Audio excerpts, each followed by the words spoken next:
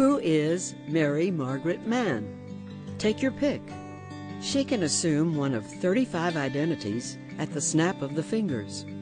A writer described Mary as a highly entertaining, theatrical brain surgeon, capable of extracting layers of intriguing knowledge from a subject's mind.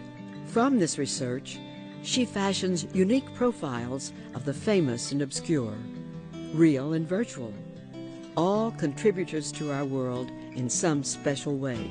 She'll make you laugh, cry, maybe squirm if the point made hits too close. Above all, she'll make you think and reflect. Mary Mann delights and delivers. You'll carry home lessons which may very well change your perspective on life. When you are involved in the creative process, you just leap, and then you look to see where you are. And you know, today, that is what you are going to experience, I trust, because you don't know which characters you're going to meet or exactly what's going to happen. You are intimately in this process. I've been closed off for some time from the world, as you might know it, living in darkness and only thinking that perhaps the grave would be all I would know there in the darkness. But I yielded the grave for his sake. Before him I could do nothing else. He came in with life, with vitality for two. And I stand before you this day as a woman who has been revitalized and invigorated with the love of Robert Browning. Oh, do you see? Do you see what Robert did? He brought into my life love and strength and such wonderful minds, as it was like he kindled a fire within me. And may that ever burn brightly, Mr. Browning. It was like there was a stream of evil and sin, and it was full and constant.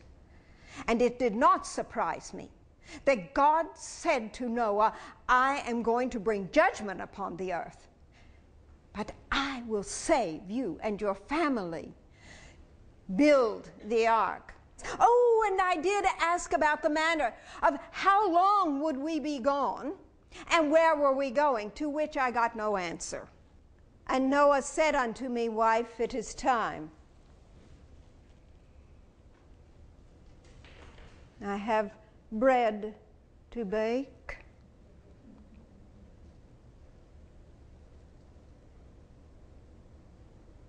You will not take me from this home.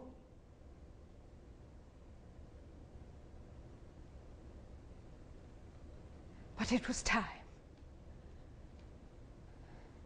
And I would leave all that I knew, all that was comforting, for a journey. But in that journey, we were safe, for God led us. Well, my, am I utterly delighted to see all you folk. And you've come to hear about my husband. I have no doubt of that. I always begin by telling how I met him. I love telling that story. It's just a little tidbit. It was at a cotillion. Of course, I like telling everybody I was at a cotillion because I love to dance. All Southern girls love to dance the cotillion. And I was at the cotillion, and I noticed across the room there was a very tall gentleman, and he was entertaining quite a large number of people.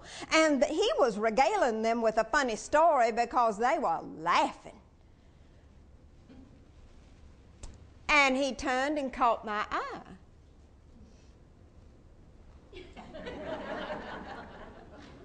And then he moved toward me. And he came right straight up to me and he spoke in the most earnest manner. He was so serious and so very tall. And he said, Miss Todd, I want to dance with you in the worst way. I accepted. And of course he did. He was the worst dancer I had ever seen in my life. But it was not long before I forgot all about his dancing.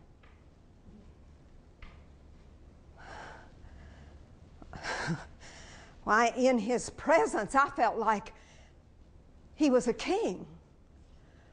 He was King Richard. And I was his queen. And those eyes of his pulled me right straight into eternity. And that's what I would tell you about Mr. Lincoln. Well, I was only 15, but that didn't bother me. I marched myself right into the office of the manager of the Dayton Journal-Herald. And I said, I want a job. I got a job. And I began to write. And that's when it happened. I got to be myself. Oh no, I like to eat. And I have certainly paid a price for the food that I've taken in. And yes, I have tried to exercise. Oh.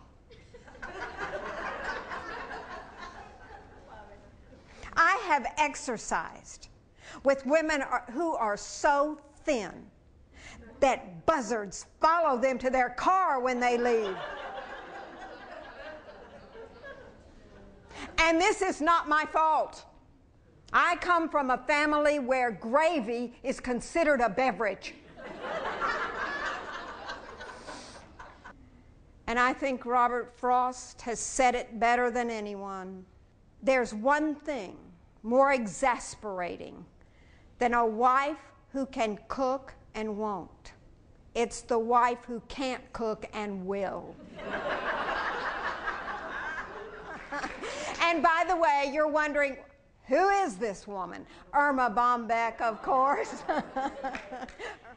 I hope that you too will find that in your life things change, they're richer, that there is something invigorating about your life and inspiring as you move into that creative process on a daily basis. And I cannot thank you enough for being part of this creative process. It is such joy to look out and see your faces and to feel the warmth that you have given. Thank you very much.